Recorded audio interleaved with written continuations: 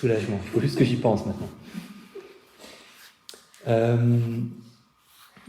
Je voulais vous parler d'un sujet pas enthousiasmant, mais important. Surtout qu'on est toujours dans cette approche de la méditation centrée sur la respiration. On parlera plus de l'attention ouverte à partir de demain. Donc, les obstacles qui apparaissent quand on cherche à se concentrer sur un objet sont un sujet techniquement important que je voulais aborder ce soir. Qu'est-ce que c'est que ces obstacles? Je me réfère à la liste traditionnelle. Envie de quelque chose qui n'est pas là, rejet de quelque chose qui est là, donc dans la méditation, somnolence, torpeur. Il y a une tradition très victorienne qui traduit ce mot pali par paresse et torpeur. Alors, je ne crois pas que ça désigne vraiment la paresse, ça a dû être un rajout d'époque, un peu moraliste, mais ça peut la susciter par contre. Torpeur, somnolence, le contraire, agitation, et finalement le doute. On s'étonne toujours de la place du doute parce que les autres états ont l'air tellement de grands états qu'on connaît, qui vont bien dans une liste comme celle-ci, envie d'un côté, rejet de l'autre, agitation d'un côté, somnolence de l'autre.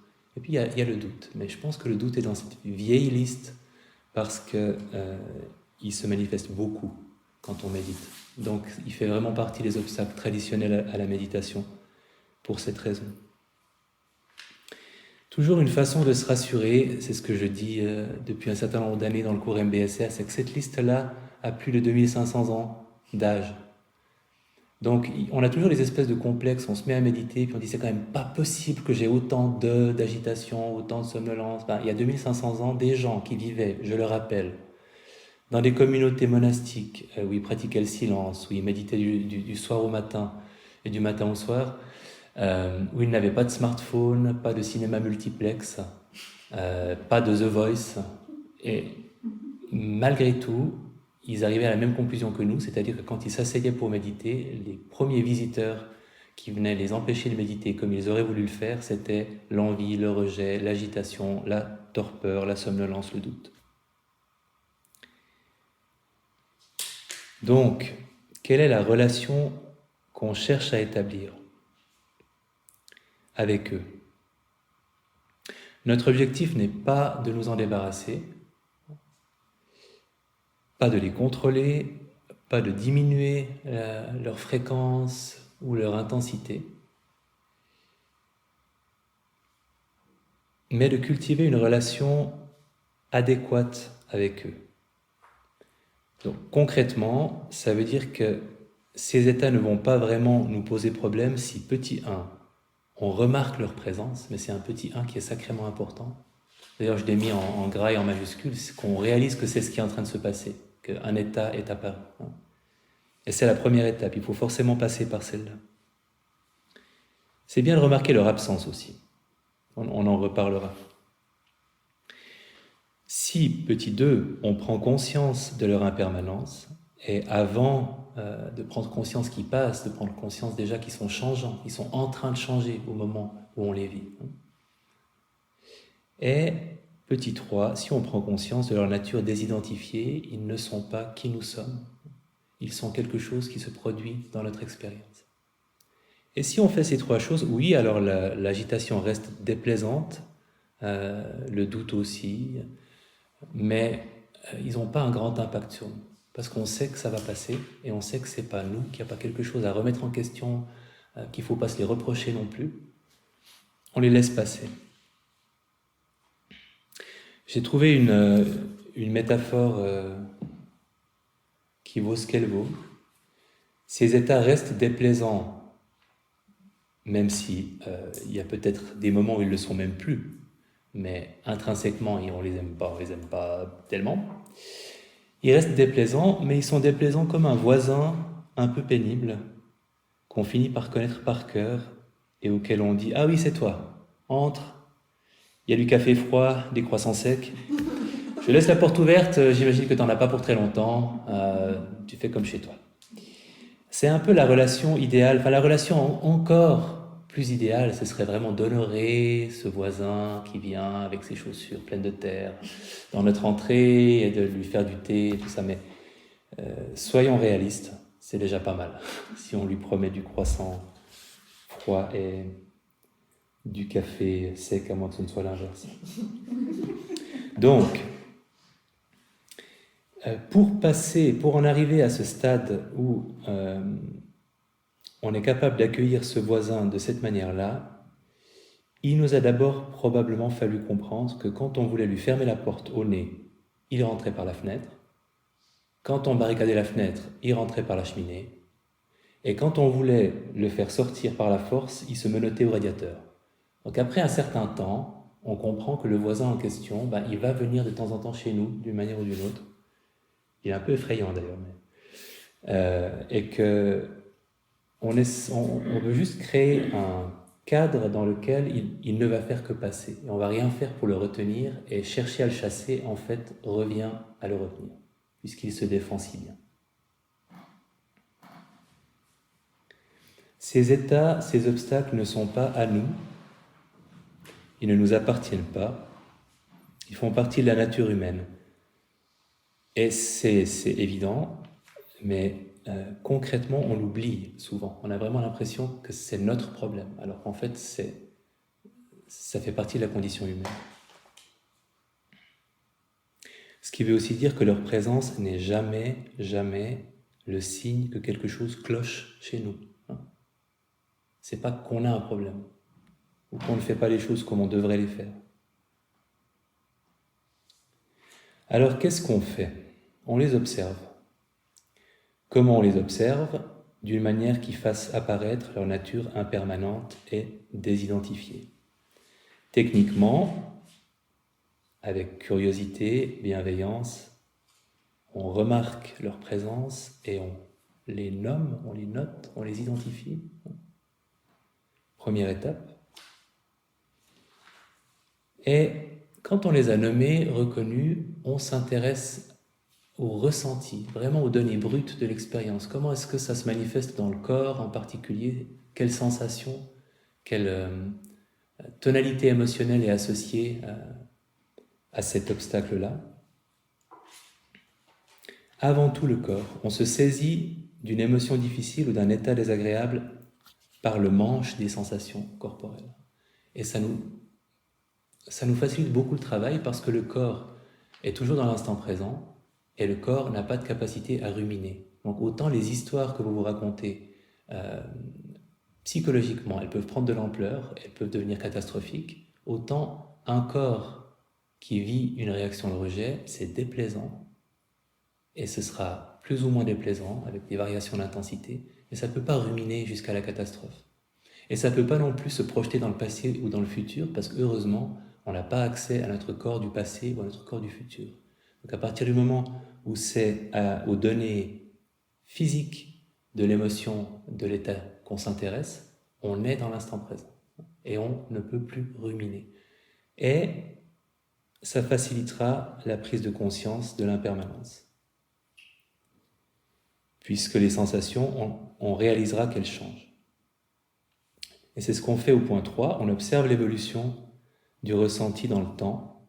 Donc, 1, remarquer et nommer, 2, s'intéresser aux sensations, et 3, observer comment les sensations évoluent dans le temps, parfois en s'aidant de la respiration. Et 4, on lâche le manche qu'on a saisi, quand on n'a plus besoin de le garder en main. On n'est pas forcé d'attendre que l'état disparaisse, on peut juste avoir l'impression qu'on en a fait le tour et qu'on peut revenir à notre respiration. Ça peut être même très très court. Parfois, en fait, c'est pas du tout nécessaire d'aller au-delà de la première étape qui est remarquer et nommer. Parfois, simplement de dire « Ah, ok, c'est ça ». Ça suffit pour que ça prenne moins de place et qu'on puisse revenir à la respiration. Donc, c'est en fonction de l'intensité de ce qui se passe. Si typiquement vous vous sentez en train de ruminer, si vous vous sentez envahi, insatisfait, frustré, submergé, obsédé, en échec, alors là, ça vaut peut-être la peine de sortir la loupe et de vous intéresser d'un peu plus près à quel est le ressenti exact de cet état, de cet obstacle-là. À quoi est-ce que ça ressemble? Est-ce que ça change dans le temps? Comment est-ce que ça change en intensité? Est-ce que le corps, après un certain temps, exprime cet état-là ailleurs ou d'une autre manière? Il y a forcément un changement. Parfois, ça disparaît. Parfois, l'intensité se module et parfois, on change d'endroit. On a une tension aux mâchoires qui devient une boule à la gorge. Et tout ça, c'est le témoignage de ce qu'on observe est en train de changer. N'est pas cette espèce de machin solide qu'on imaginait trouver. Donc, qui va passer aussi.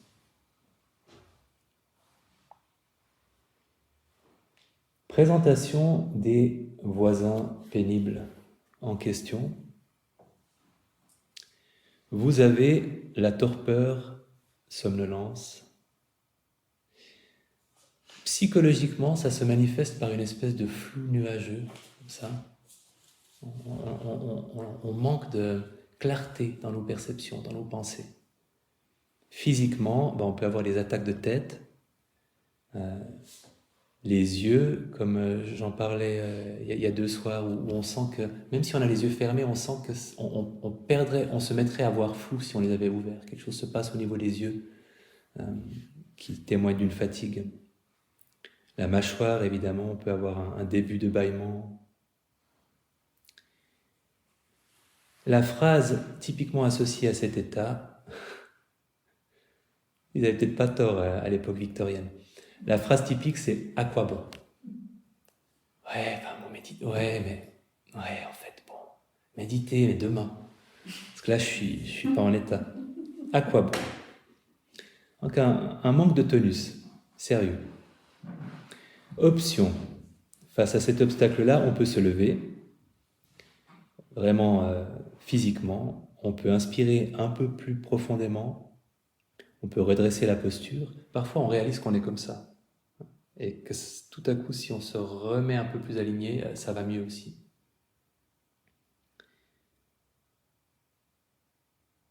Parfois, je ne sais pas si ça vaudra pour vous, mais ça vaut pour moi, on peut regarder droit devant soi si on réalise qu'on était en train de regarder en bas, même les yeux fermés, si le regard était orienté vers le bas.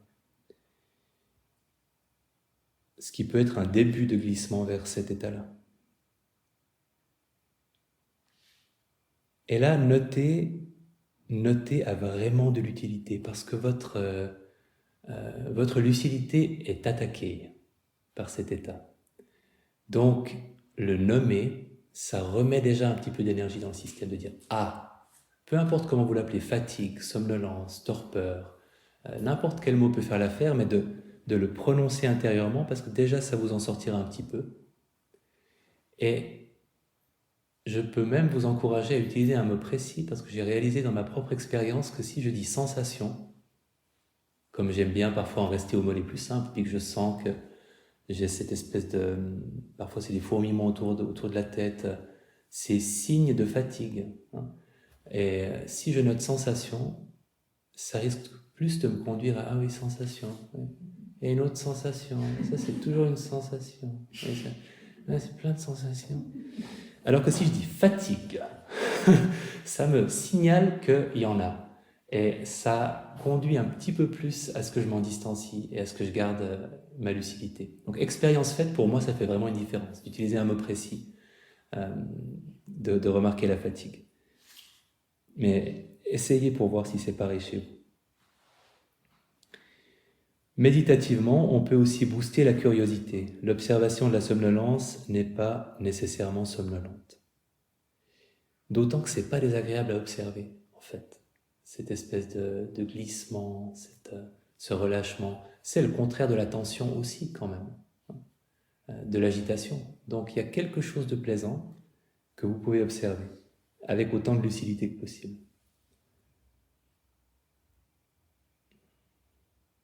Et la question, c'est toujours quoi et où, quelle sensation, à quel endroit du corps. Parce que comme c'est des sensations qui vous volent votre lucidité, réaliser exactement ce qui se passe quand elle est présente, c'est pas forcément simple. Hein. Fermez les yeux peut-être. On est en fin de journée. C'est une expiration profonde. Essayez de vous endormir debout, assis.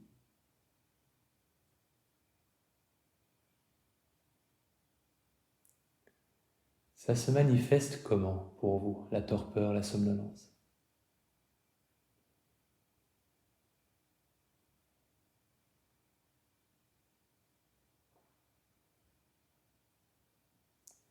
Quelle sensation à quel endroit du corps?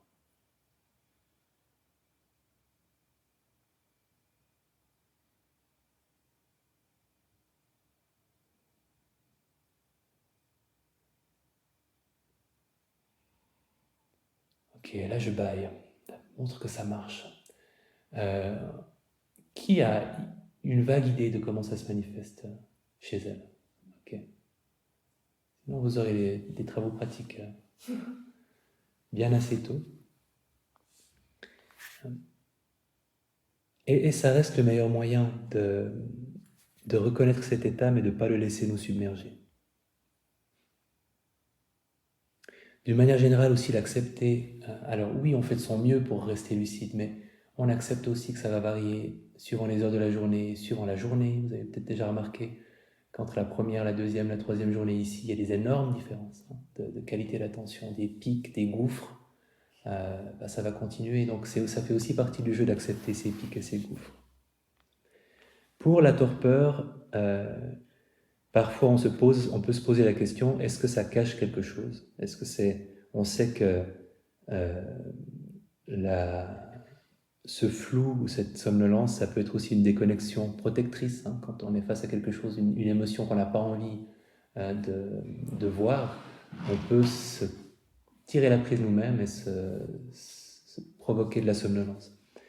Je ne vous encourage pas à explorer cette idée-là, mais simplement à être ouverte à la possibilité que parfois c'est intéressant de se demander qu'est-ce qui s'est passé juste avant une vague de somnolence.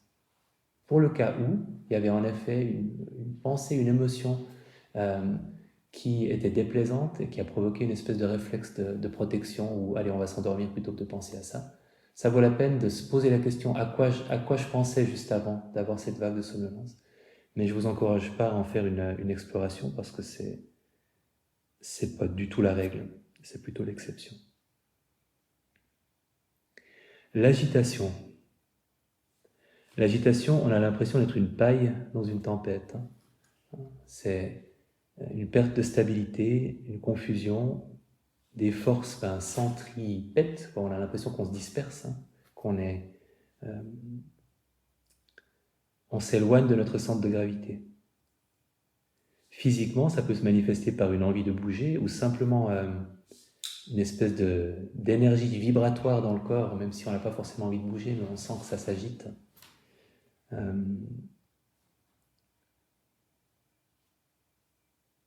Mentalement, une précipitation, une accélération, une instabilité, des pensées, de l'attention. Ça peut être frustrant de chercher à se concentrer sur quelque chose quand on est dans une vague d'agitation, parce que c'est vraiment compliqué. C'est vraiment cette image de la tempête, de l'ouragan. Et une phrase typique avec l'agitation, c'est un état d'esprit qui a une qualité urgente. Donc une phrase typique, c'est « je n'en peux plus ». C'est plus possible, je n'en peux plus. Et en fait, tout le secret, c'est qu'on en peut plus, en fait. On peut attendre que la tempête soit passée parce qu'elle va passer. Et c'est vraiment de rester, de s'accrocher, je sais pas, au bambou, aux chênes, en attendant que ça passe, parce que c'est vraiment un état dont on sait qu'il va passer. Et c'est pas vrai qu'on n'en peut plus. Mais il faut être attentif au fait que c'est exactement la phrase qui va nous venir à l'esprit. Et qu'elle sera très persuasive peut-être quand on l'entendra. Là aussi, évidemment, on va nommer agitation, je t'ai vu, sentir les sensations dans le corps associés à l'agitation. Et on peut activement respirer un peu plus profondément, un peu plus lentement. L'observation de l'agitation n'est pas agitée. On peut être, et c'est vraiment ça la position méditative, face à l'agitation, on est dans l'œil du cyclone. On peut être dans le calme en observant cette agitation. Les sensations sont de nouveau très importantes. Laissez tomber l'histoire, laissez tomber le j'en peux plus et observez seulement ce qui se passe physiquement.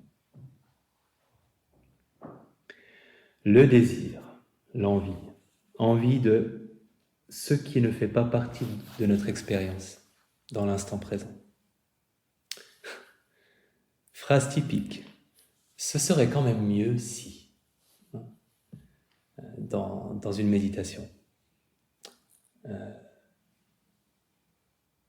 Et évidemment, c'est un état perturbateur qui est beaucoup plus attrayant que les autres. C'est comme un intrus dans la liste. Un des défis dans une approche méditative, c'est de voir qu'il ne l'est pas tant que ça. Donc, je ne sais pas quels sont les vôtres, mais vous pouvez avoir un désir de rentrer chez vous pour regarder une saison entière de Netflix en mangeant de la Häagen-Dazs à la cuillère. Je ne connais pas vos envies en retraite, mais je sais que ça peut arriver.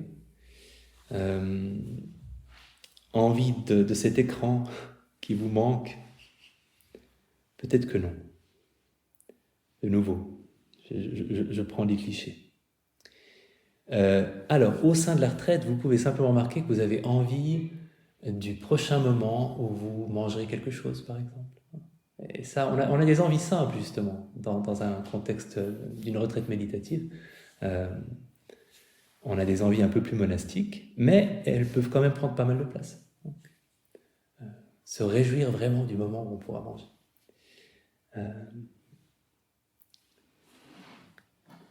Évidemment, on peut avoir envie de plaisir méditatif, et c'est en fait parfois un gros souci.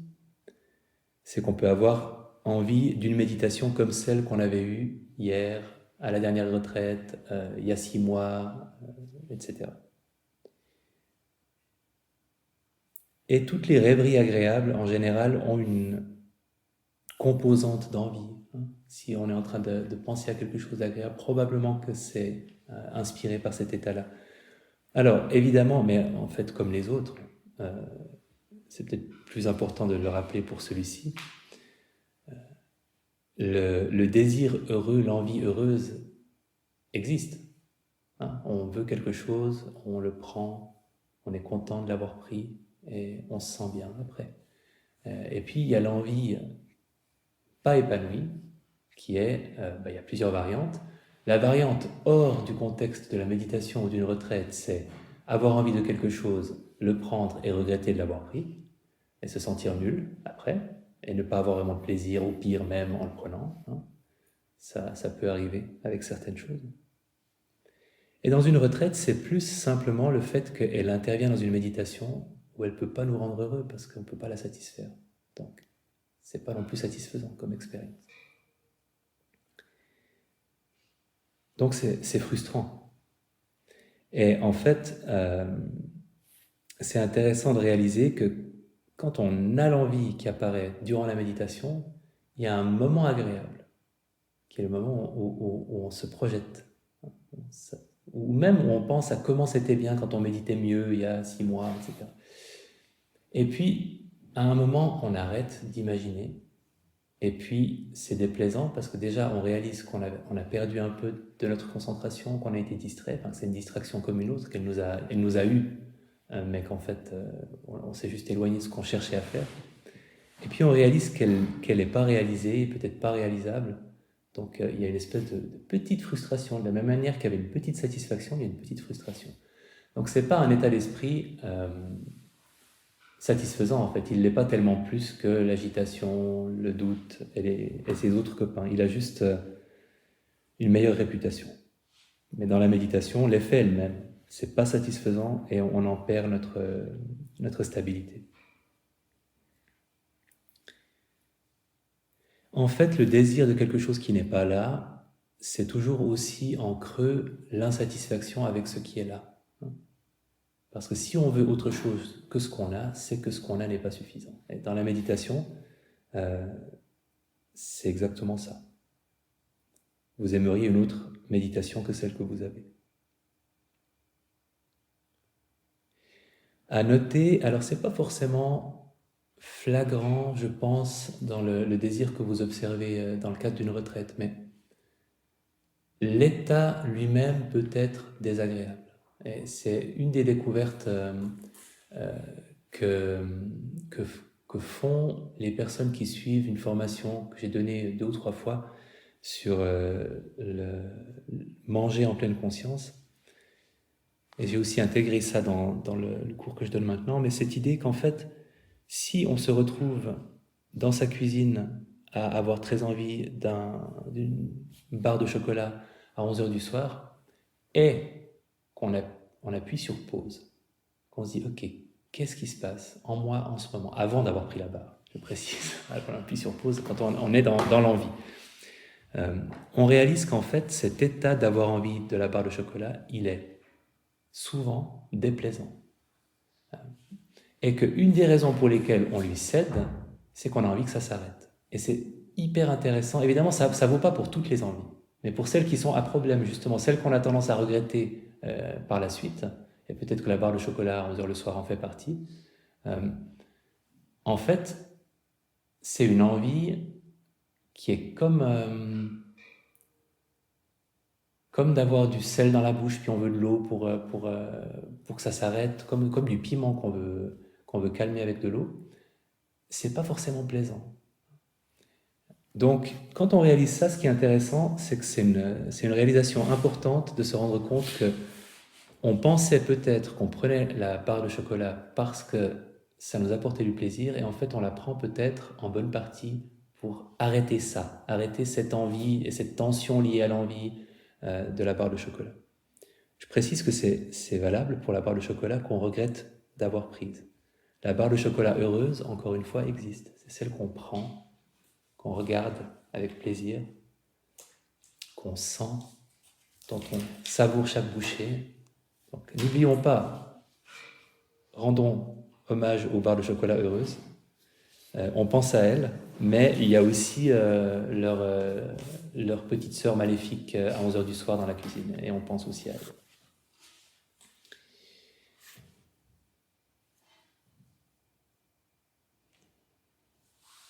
En fait, l'envie durant une méditation, c'est comme un piège à singe. J'ai jamais su si c'était vrai.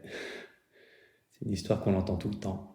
Pour attraper les singes, on met une banane dans un trou qui est assez grand pour qu'ils passent la main, mais une fois qu'ils ont la banane dans la main, il est trop petit pour qu'ils puissent sortir leurs mains du trou avec la banane.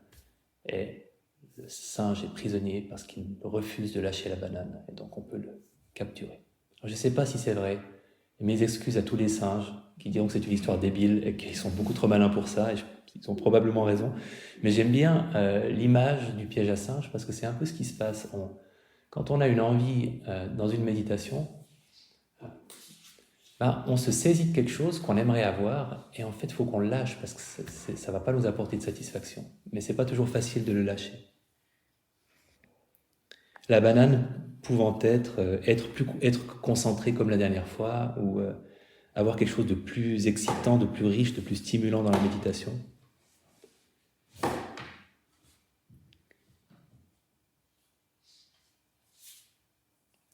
Un avantage de l'envie par rapport à d'autres états d'esprit, alors physiquement c'est beaucoup moins déplaisant que l'agitation ou le rejet, par exemple, déjà ça.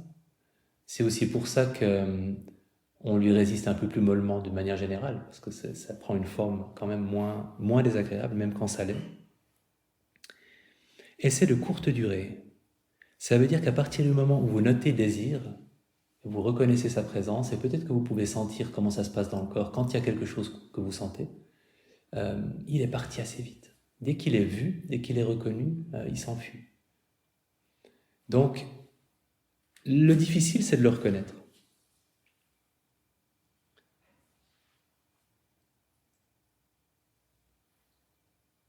L'aversion, le rejet, pose un problème complètement différent. Bon, pour le désir, quand même préciser une chose, l'envie, oui, elle dure pas longtemps, physiquement et mentalement, mais par contre, elle revient très facilement. Et c'est tout ça le drame de la barre de chocolat à 11h le soir, c'est que tendez la main, vous dites « Ah non, ouais, mais non ». Et c'est un peu la même chose dans une méditation. Vous pouvez reconnaître un désir de quelque chose de plus intense, de moins ennuyeux, de plus stimulant, et puis vous dites « Ok, ouais, c'est juste du désir, les respirations ». Et ce qu'on après, ouais, quand même, ça serait plus intéressant si c'était plus intéressant, non? C'est comme un petit singe qui vous tape sur l'épaule. J'en reviens à mes petits singes. C'est un état qui s'en va vite et qui revient vite. L'aversion. L'aversion, c'est le rejet de quelque chose qui fait partie de notre expérience. Et il peut prendre beaucoup de formes. Il est associé à beaucoup d'émotions. Cet état, la colère, la peur, la tristesse, le jugement, y compris le jugement de soi, la culpabilité, l'anxiété, l'impatience, le ressentiment, le désespoir, etc., etc. Je pourrais faire une longue liste.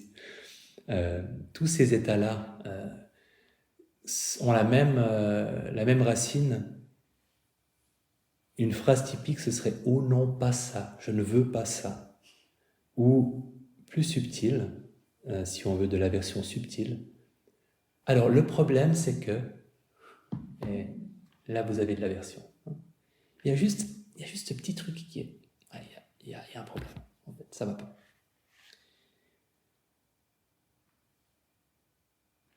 Et évidemment, dans la vie de tous les jours, quand on est dans cet état-là, et je pense que tout le monde le connaît, on est comme le chacal dans l'histoire du chacal. Vous connaissez l'histoire du chacal? C'est le chacal qui veut s'installer dans sa forêt de chacal, et il n'est pas bien du tout. Il n'est pas bien. Alors, il essaye d'aller dans la prairie.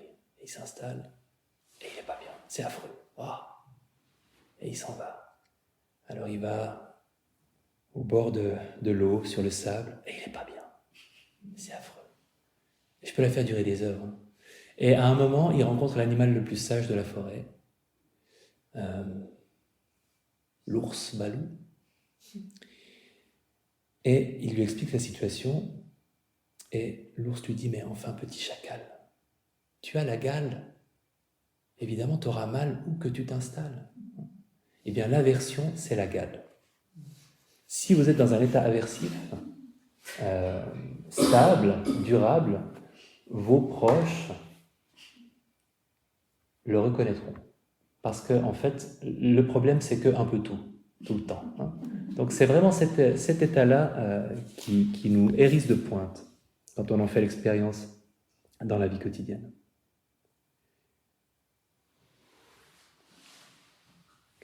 Alors, le problème de l'aversion, c'est que... Pardon. C'est que c'est un état d'esprit particulièrement intense. Alors l'avantage, c'est qu'on le repère beaucoup plus facilement que les autres. Alors autant le doute dont je parlerai tout à l'heure ou le désir peuvent être un peu fourbes, parce qu'ils sont là, mais on ne réalise pas vraiment qu'ils sont là. Autant c'est facile de repérer du rejet, de l'aversion. C'est facile parce que physiquement, c'est particulièrement intense aussi et précis. Je fais cet exercice dans le cours MBSR de demander de décrire les sensations agréables associées à un moment agréable. Et c'est souvent diffus, parfois il n'y en a pas beaucoup, mais ça concerne le corps entier, c'est léger. Et quand je pose la même question pour un moment de stress, c'est toujours voilà, la gorge est nouée, l'estomac est serré, le cœur qui bat. C'est chirurgical, c'est hyper précis. Donc, qu'est-ce qu'on fait? On nomme, on identifie, ça vaut la peine d'identifier la saveur précise de l'aversion, pas juste de dire aversion, mais de dire anxiété ou de dire, voilà. Ça peut être de la pure aversion, un pur « je ne veux pas ça », Mais souvent, il y a une connotation, une coloration de colère ou d'anxiété, de frustration, etc. Et ensuite, on sent ce qui se passe dans le corps. On laisse l'histoire, on installe notre attention, et c'est facile, parce que ces sensations sont intenses, et elles sont claires, donc c'est facile de faire ce travail-là. On reste dans la conscience des sensations associées à l'émotion, on respire avec elles, parfois à l'expiration on peut les laisser se relâcher, toujours sans s'intéresser à l'histoire, juste le ressenti physique. Et on se rappelle que ce n'est pas qui nous sommes. Il y a de l'anxiété ici, mais je ne suis pas anxieux. L'observation de la colère n'est pas colérique, etc.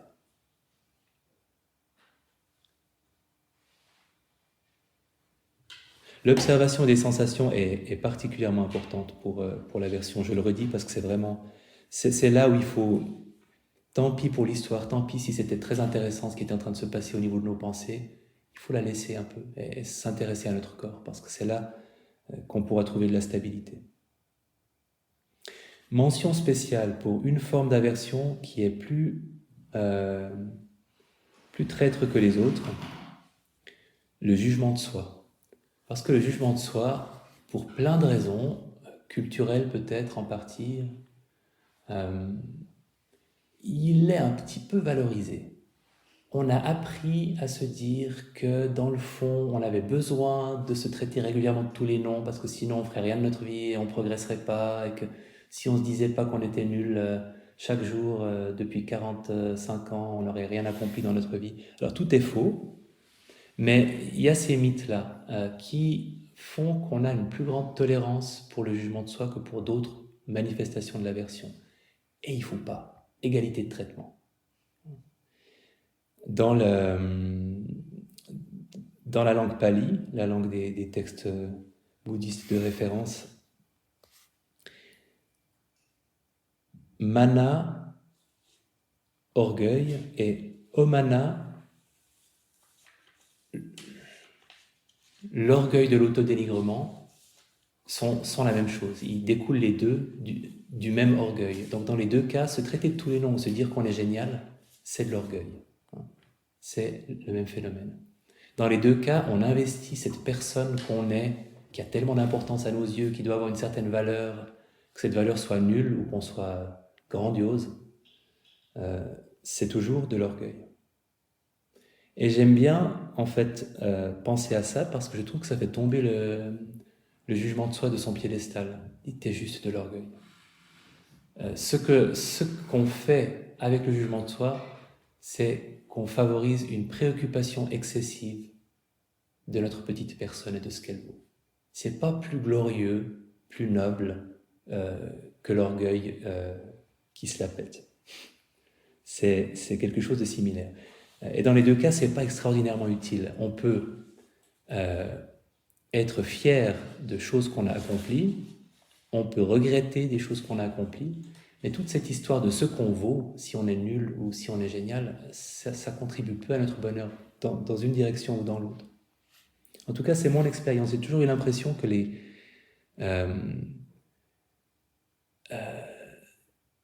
s'il m'arrivait de me dire que j'étais génial, je plaçais juste la barre à un certain niveau qui assurait que plus tard je serais déçu de ne pas être à la hauteur de ce niveau que j'avais placé en me disant que je valais ça. Et que cet investissement dans ce qu'on vaut, on a beaucoup parlé dans ma génération aussi à l'école d'estime de soi comme étant quelque chose d'extrêmement important. Et c'est vrai suivant comment on le définit. Mais si on le définit comme trouver qu'on est génial, je ne pense pas que ce soit si important que ça pour être heureux. Je pense qu'il y a d'autres expressions de l'estime de soi qui ont plus d'importance que celle-ci. Donc, jugement de soi, c'est de l'orgueil. Cas particulier aussi de l'aversion, c'est la douleur. Alors, dans le contexte d'une retraite, je rappelle que pensez aux ajustements si vous avez mal. Prendre une chaise, se lever en cours de méditation, ne vous laissez pas souffrir le martyre, faites quelque chose de pratique. S'il y a quelque chose de pratique que vous pouvez faire, il y a ces instruments de torture et la nouveauté, le spray. Si vous avez besoin de sprayer, ça sent fort, mais ça marche assez bien. Je rappelle aussi de ne pas trop s'étirer pour corriger un problème, à part si vous êtes experte. Les étirements entretiennent, mais quand on les utilise pour, à moins qu'on sache vraiment très bien ce qu'on fait, quand on les utilise pour corriger un problème, on court aussi le risque d'augmenter l'inflammation parce qu'on tire à un endroit où on ne devrait pas tirer. Dans la douleur, il y a une dimension émotionnelle qui est très importante et qui est toujours présente. C'est un oignon, la douleur. Au cœur, il y a une sensation qui peut être décrite précisément. Elle est quelque part dans le corps, elle tape ou elle chauffe ou elle brûle ou elle tire. Autour, il y a souvent une crispation ailleurs dans le corps parce qu'on a mal au dos, on a les épaules qui se serrent ou la mâchoire qui se contracte. C'est une autre couche de l'oignon. Et évidemment, couche un peu plus extérieure, il y a la réaction émotionnelle qui va moduler à quel point la douleur sera désagréable de façon très importante. Au point que certains disent que souvent on a un peu de douleur et beaucoup de frustration, et que c'est ça qui fait vraiment mal, c'est l'intensité de l'émotion que ça provoque. Je parle toujours de cette participante qui, après avoir fait un exercice d'observation de la douleur, où je demandais justement d'observer l'émotion qui était présente en lien avec la douleur, elle m'avait dit, mais tu nous parlais d'émotion, et moi j'avais pas d'émotion, j'avais juste ces sensations qui étaient tellement énervantes. Et après, c'est arrêté. Ah, bon, ok, d'accord. Et souvent, c'est ça, au début du processus, on a affaire à une sensation qui est tellement énervante. Et c'est un bloc. On la prend comme la sensation, c'est ça. C'est une sensation qui est très énervante. Et après, on réalise, ok, il y a une sensation, elle est quelque part. Elle a une certaine qualité, et il y a le fait qu'elle m'énerve. Et je le sens ailleurs dans le corps, et c'est autre chose. Et peut-être que je ne peux pas me débarrasser de la sensation, mais peut-être que je peux réduire un peu l'intensité de l'agacement, en laissant cette partie-là du corps se détendre. Donc c'est ce qu'on fait, on observe les couches. Si on a mal quelque part, on se dit, ok, c'est quelle sensation exactement, à quel endroit, quelle qualité, quelle étendue, quelle intensité. Est-ce que ça a fait réagir mon corps? Est-ce que mon corps se protège un peu en se crispant ailleurs? Est-ce que ça, je peux le laisser se relâcher? Est-ce que... On ne dit pas est-ce que parce qu'il y a toujours quelque chose. Quel nom est-ce que je donnerais à la réaction émotionnelle? Est-ce que c'est juste pas ça? Ou est-ce qu'il y a une part d'anxiété, une part de frustration, de colère? Quel mot correspond le mieux à ce qui se passe?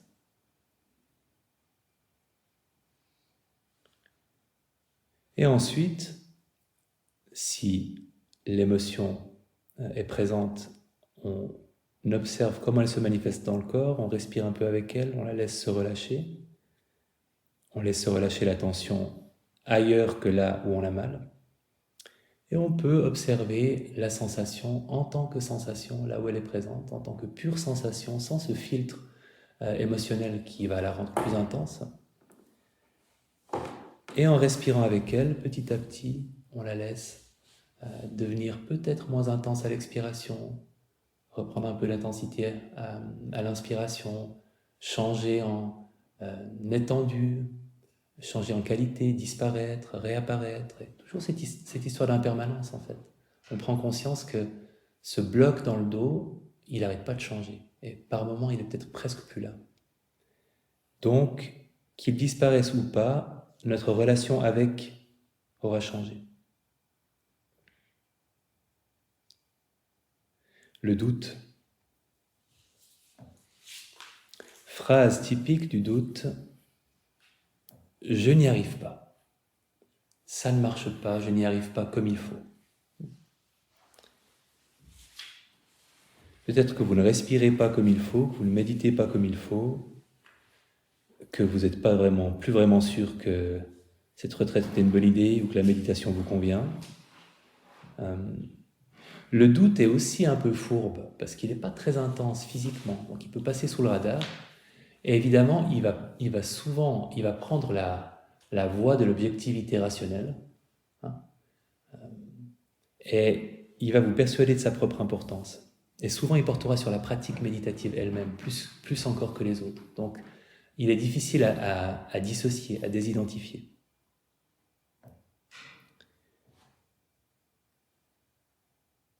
Par exemple, sur la respiration, je sais que ça arrive parfois, il va vous dire il faut vraiment que tu respires différemment, parce que là, tu respires pas bien. Et je suis ton pote, le doute, ok? Je te suis depuis des années, je t'ai déjà fait douter de plein de trucs, à chaque fois pour d'excellentes raisons, et là, je te fais douter de ta respiration parce que sa qualité n'est pas suffisante. C'est peut-être aussi lié à tes capacités qui sont... Voilà. Est-ce que tu es vraiment fait pour ça? Je me le demande, honnêtement, et c'est parce que je t'aime bien que je te le dis, hein. Je veux te protéger. Je suis ton pote, le doute.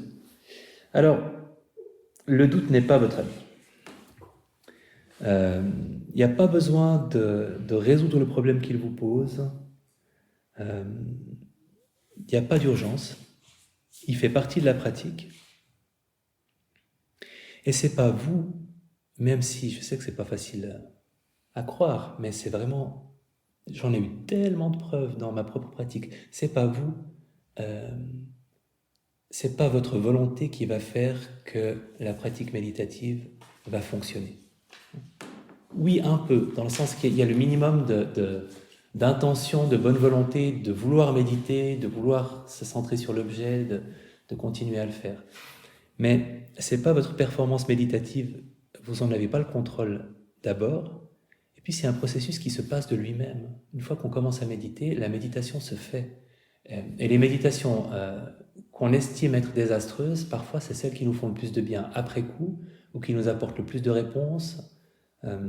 Dans le cadre d'une retraite, je peux vous garantir que si à chaque fois que vous aviez un début de mauvaise méditation, entre guillemets, celle dont vous avez l'impression que ça ne marche pas, si vous l'interrompiez et que vous attendiez la prochaine bonne, vous n'auriez pas de bonne. Parce qu'en fait, on fait un travail, même quand on a l'impression que... Alors celle-là, vraiment, c'était un désastre, j'étais complètement à moitié somnolent, à moitié agité, j'étais jamais concentré. C'est parce que vous avez quand même continué à méditer et que vous avez consacré ce temps à observer à quel point vous étiez à côté de la plaque, que 2 ou 3 méditations plus tard, ou le lendemain, vous en avez une qui sera excellente. Donc, il faut minimiser l'importance de notre parfaite pratique méditative, et donc pas écouter le doute aussi pour cette raison-là, parce que on fait de notre mieux, et parce qu'on fait de notre mieux de façon régulière, on a les bénéfices de la pratique méditative, mais on n'a pas le contrôle là-dessus. On a juste le contrôle du temps qu'on y passe et de la bonne volonté qu'on y met. Ce qui est déjà pas mal.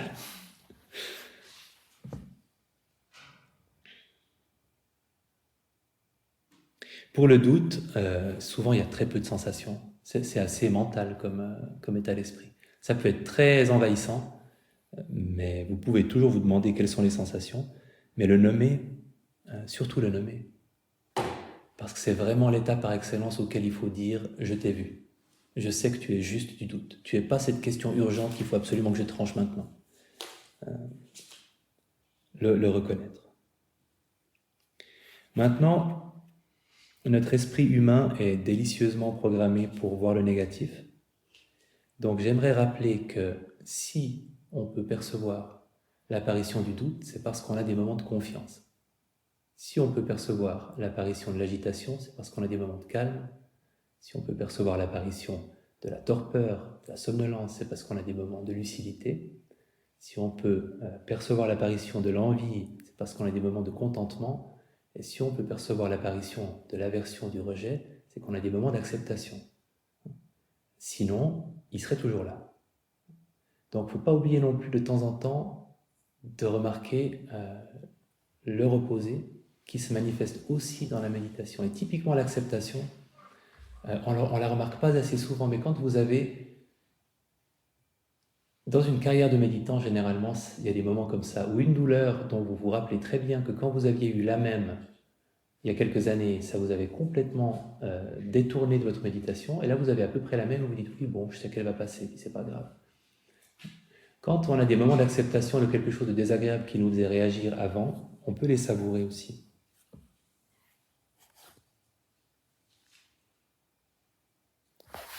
Voilà les 5 obstacles.